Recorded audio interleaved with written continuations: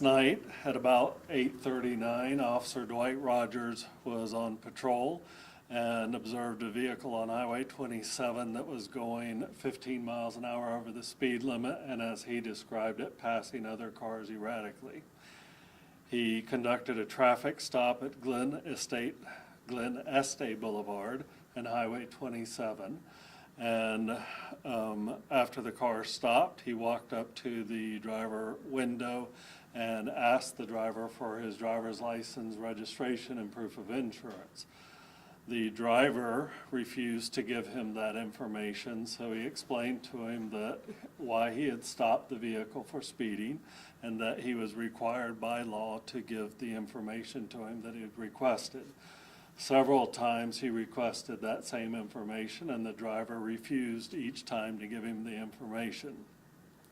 So after that, he told the driver that if he did not give him the information, he was going to be forced to arrest him and please give him the information. The driver again refused to give the information, so the officer asked him to step out of the vehicle. At this point, he had asked for backup, and backup was on their way. The driver refused to get out of the vehicle at this point, and so Officer Rogers opened the door to the vehicle and physically removed him from the vehicle and arrested him. The driver did not fight back. He was passively resisting the officer's efforts. The officer secured him in the back of his car, and after he secured him in his car, the driver of the BMW told him that he had been to the grocery store earlier in the day and had purchased some meats and some other fresh groceries, and asked him if someone could come pick that up. It's making you turn blue. Every time it kicks on, Oh. The video's changing to blue. Well, it's got to be a power switch or something. Push it twice. There we go. Can you start that portion over, please? Yeah. Which portion? When the lights started coming on.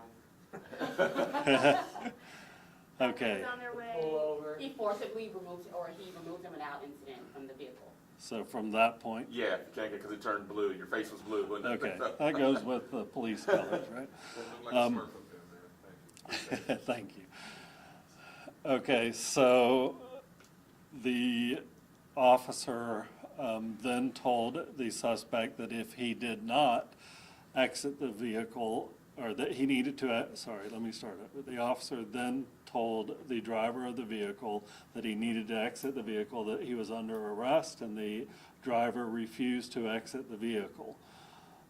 So the officer opened the driver door to the vehicle and physically removed him from the vehicle and secured him in his patrol car. Once he had secured him in his patrol car, the driver told him that he had some groceries, including some fresh meats, and asked him if somebody could come pick that up so they did not spoil.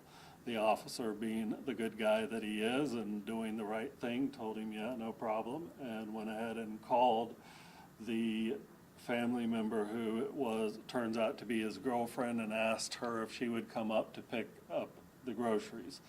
The BMW was also registered to his girlfriend, but the BMW had a seize tag order on it for financial responsibility. We're not sure what the financial responsibility was, but it can be for things such as not having insurance or not paying tolls. Probably some other things can cause that order to be put on the tag. Obviously, if you have a car that doesn't have a tag on it, you can't drive the car, and so we're going to tow the car at that point. At sometime between 9:04 and 9:09, the girlfriend and her brother arrive on the scene. So the driver of the original vehicle is Luis Alfonso Feliciano, and he is arrested for resisting an officer without violence and for the speeding charges. Hold up like 5 seconds.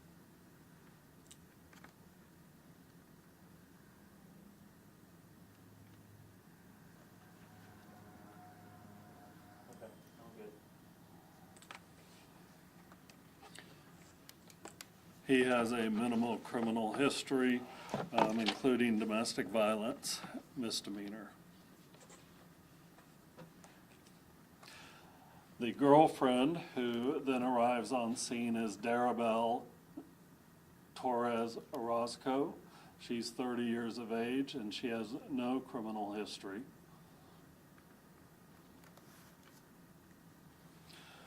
And she arrives with her brother, David Antonio Torres Orozco, who also has no criminal history.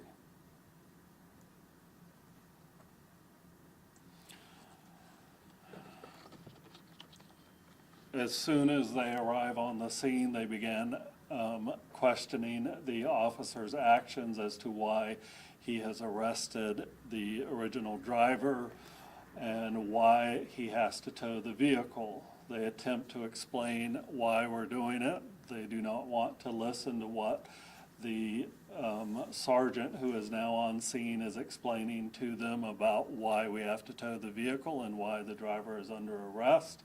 And he's trying to get them to take the groceries and leave, but they continue to act aggressively towards him and the other officers who are there, trying to walk up towards where the officers are conducting their investigation, going to do the inventory of the vehicle. And they're told to step back multiple times, and then also told between 7 and 8 times to step back, or they're going to be arrested because they're interfering with the investigation.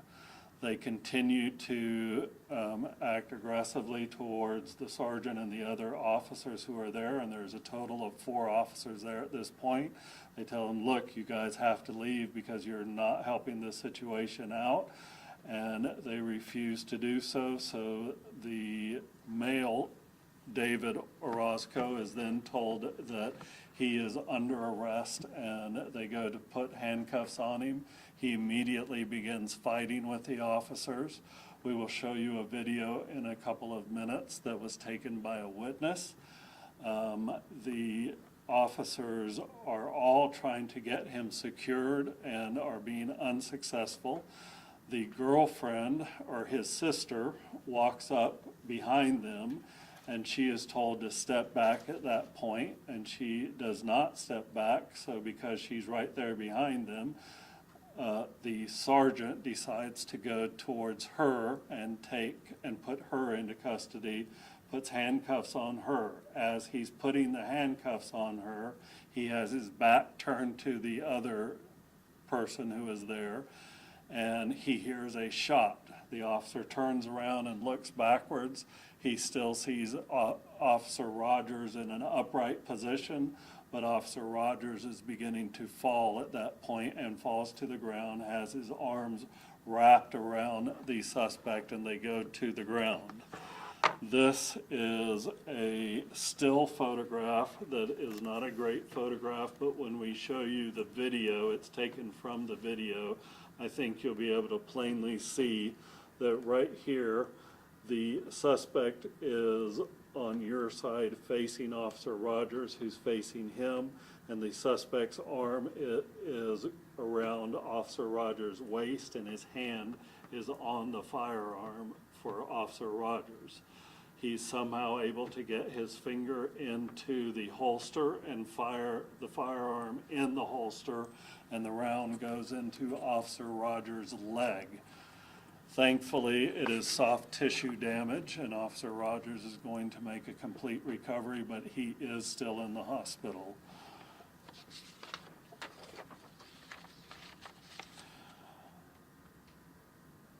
The charges for David are resisting an officer with violence, aggravated battery on a law enforcement officer, attempted felony murder with a weapon, resisting an officer with violence, using a firearm during a felony offense, and battery on a law enforcement officer ×3. Can you say that one more time? Sure. Those charges. Resisting an officer with violence, we'll give this to you also. Aggravated battery on a law enforcement officer, attempted felony murder with a weapon, resisting an officer without violence, using a firearm during a felony offense, and battery on a law enforcement officer. So let me just say this. Our officers who are on the street every day, not just our agency, but from other agencies, tell us that it seems to be more frequent that individuals that we come into contact with are taking their personal opinion of what the law is or their personal opinion of what they believe should happen in the instance of a violation of the law, and then want us to act according to what their wishes are. If we are acting in accordance with the law, which the officer was doing in this instance, then you don't get to stand on the side of the road and try to adjudicate this on the side of the road. That's what the courts are for. That's what judges and juries are for. Obviously, if an officer does something that is against the law, both the court system and internally, that would be reviewed. In this case, there is no such action that we see that took place that was against the law or that was wrong. But I just want to point out how important it is for individuals to act in accordance with the law enforcement officer is directing them to do. Now, that doesn't mean you can't ask a question. We're happy for you to ask a question, and we'll do our best to answer those questions. But when it comes down to brass tacks, we have to enforce the law, and we have to make sure that we go home safely at the end of the day. And so, thank God, this didn't turn out a different way. We asked the suspect why he was trying to get the officer's weapon, and he said he blacked out and he doesn't remember. But he always wants to protect his family. Well, I'm not sure who he was trying to protect at that point. I believe he just wanted to resist the officer. So what happened after the officer was shot? We immediately called for medical services. Ambulance came to the scene. They put a tourniquet. Our officers actually put a tourniquet on his leg because it was bleeding quite profusely. And he was flown to Lakeland Regional Health where he was treated. The suspect, I mean, did he put down the gun? I mean, how did he get taken He into never, custody? he never was able to get the gun out of the holster. He was able to get his finger into the trigger guard in the holster and pull the trigger. You've got your gun on your hip here. Could you show us the safety measures in place so that hopefully this isn't something that happens often?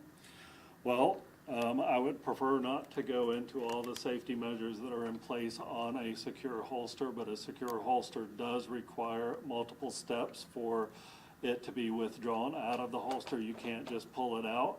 It takes multiple steps to do that, and if a person isn't familiar with that, they probably are not going to be able to get it out. But it also has a guard here for the trigger that is pretty difficult, but of course we have tried it since then, and we are able to get our finger into the trigger mechanism. And we are currently evaluating a different holster because of that. Are there other departments that use different holsters than yours? Sure. It's not standardized across, like what are the major differences? Well, there are lots of different holster manufacturers across the United States. Safariland is the holster that we use, and they have several different models out, and their most current model, a picture of it appears to correct that issue of being able to get your finger into it. So are you investigating other things in the wake of what happened last night, or were you investigating before that? Investigating the holster? Yeah. No, it's because of what happened last night. And there are other agencies in our area that use this holster or the generation after this holster that basically is the same design. After he shot the officer, how difficult was it still to get him into custody? Did he continue to fight after he shot the officer, or what happened after that? He did continue to resist, but the other officers were able to get him under control. Was the girlfriend arrested and charged with anything? She was arrested for resisting without violence. Now, the bullet, did it stay in his leg, or did it pop out, or did it exit his The leg? bullet is still in his leg. The doctors are evaluating whether it's better to remove it or leave it and let the body try to get it out. Left or right leg, and what's his condition now? Right leg, he's in stable condition and expected to make a full recovery. How old is he and how long has he been with the department, do you know? Get that information. We'll get it, 25 years old, 27 years old. He's 27 years old and he's been here for 4 years. Do you have a photo of him? We'll get you one. You were holding the picture earlier when you were explaining how the shot happened. Can you just walk us again through how the shot went off his? Sure, we'll show you that video also here in just a second so that we can kind of explain to you, and you can then we'll give you a copy of that video and let you make some edits to it how you see fit, but we can show you where the point is. So Officer Rogers wraps his arms around the suspect, and the suspect with his left arm reaches back to the officer's firearm and is able to get his finger into the trigger guard. You had mentioned that you're hearing from officers an increased issue with people not wanting to comply with the laws you're trying to enforce. Can you give a bit of an idea as to the scope of that issue and the community concerns surrounding it? Obviously, it is not a scientific survey, it's anecdotal evidence, but it is something that is brought up by officers on a fairly routine basis. And certainly, we have seen an increase in that, and over time, I can't say when that specifically began, but we do see a number of people who are challenging the officer's actions and doing so in an inappropriate manner. It's fine to say why. It's fine to ask what are my charges. It's fine to ask a question about what the implication of those charges are. But it's not okay to resist, and especially to resist with violence.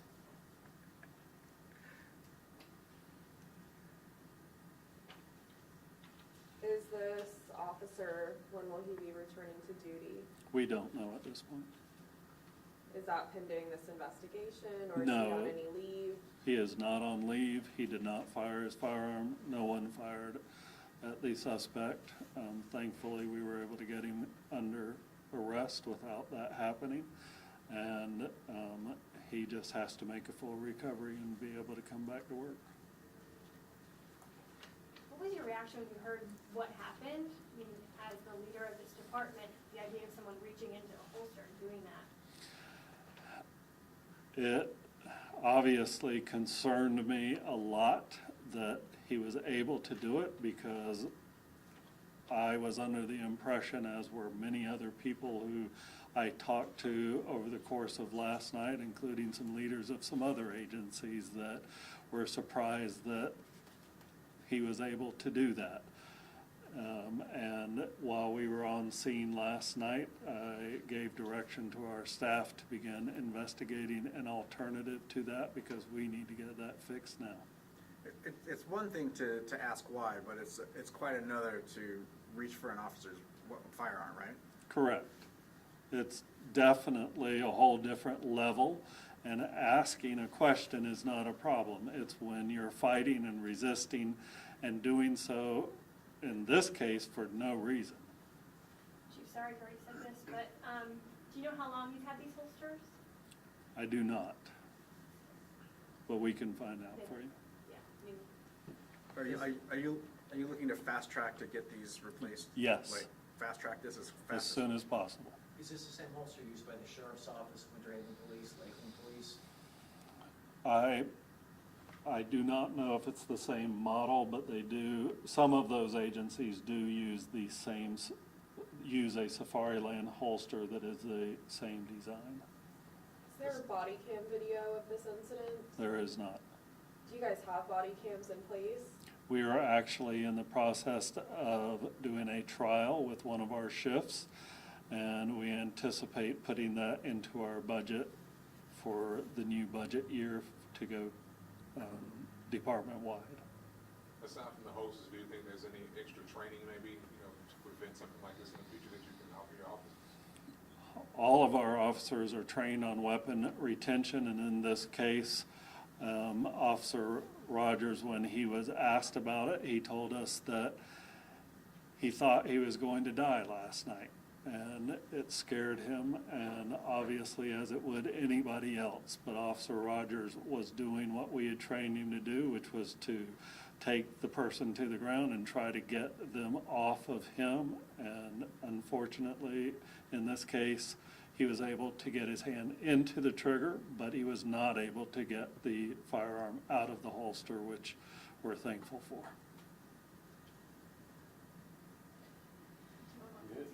Video or? Sure. So you turn that back on? Yep. Someone else wanna step up?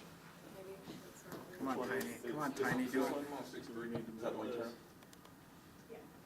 Do we need to move the podium?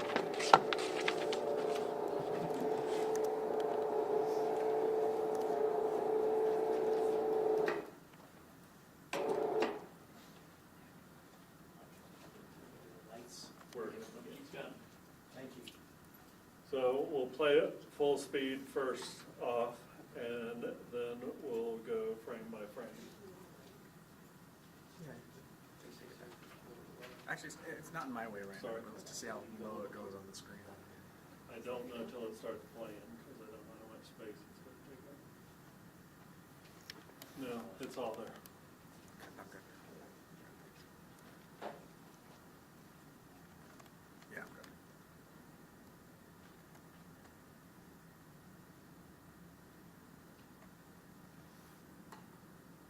So you can see he begins resisting immediately when they go to put him in handcuffs. They've got several people who are trying to get the handcuffs on him there. He's still fighting. The sergeant now goes to handcuff the girlfriend, or his sister, who had walked up. Officer Rogers has his back to us there, and they go to the ground.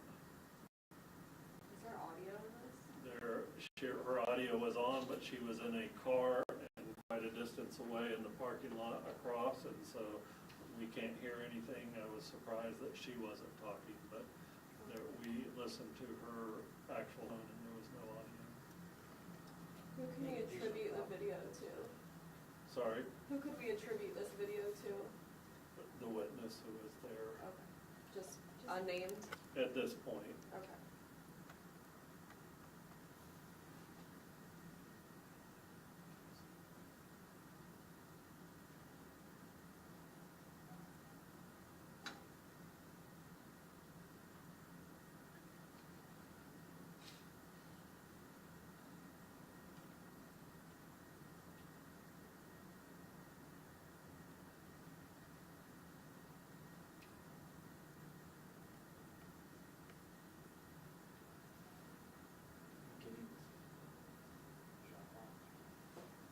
If I did not say it, the witness also said that she heard them several times to tell them to step back or they would get arrested.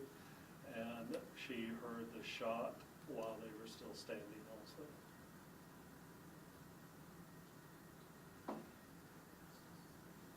So as he's taking him to the ground, is that when the gun went off, or it went off before he was taking him to the ground? Well, as they're going to the ground, As they're going, so we'll show you simultaneously. where we believe it happened.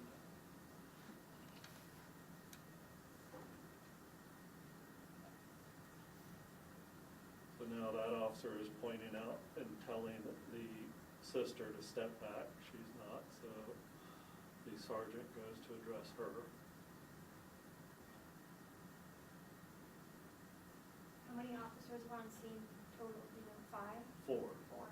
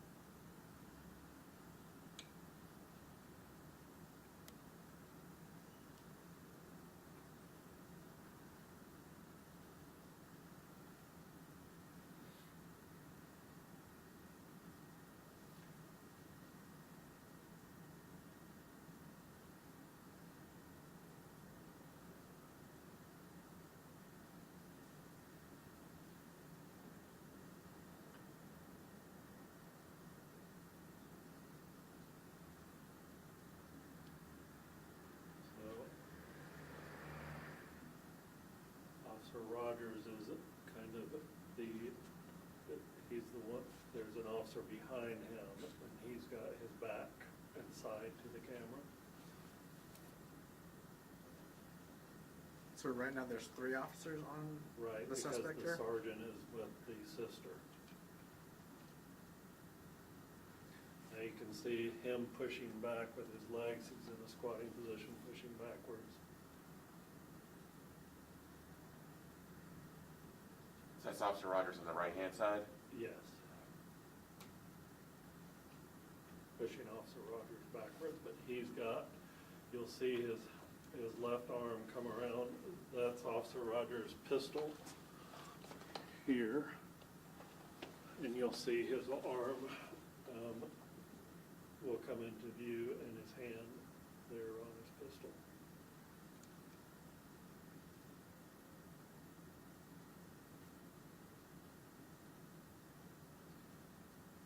See it? That's. Now go back a second, go forward, or back.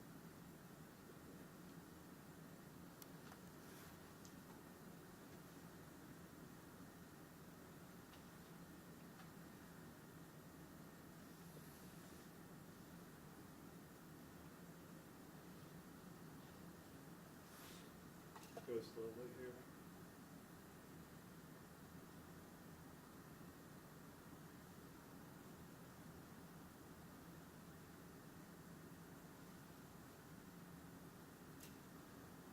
It doesn't really show up in this video, but when you have it on a better screen, you can see what we think is probably the flash that occurred just before this frame. It also looks like it could be a reflection off the holster, but the holster is not, I mean, you don't see that anywhere else. So because he was standing and all the witnesses said it was while he was still standing, it does look like that's the point that it probably goes off, but you can see it, just one frame has a little flash. You can keep going.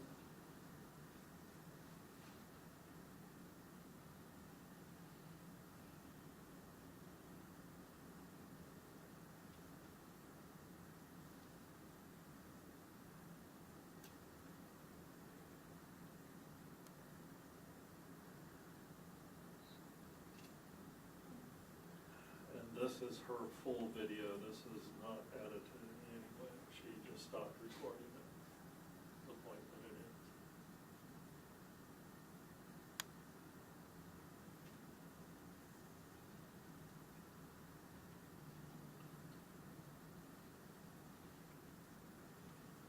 I think the other thing that's worth saying here about the body cam question is you don't necessarily have an officer in a position there that would have seen the right side of Officer Rogers and the arm around there. Just that she happened to be in the perfect spot. Do you guys have any dash cams Not yet. That'll Okay. be part of our request. with the body cams? Yeah. Okay.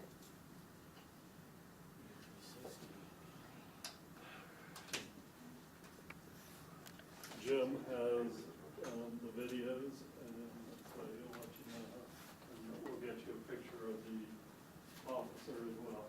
Thank you. So, someone shoots a gun through a holster, there's a holster with a hole in it now. Yes. So you have an image of that? Crime scene still have the holster? Yes. We could get you an image of it. Okay, that'd be great.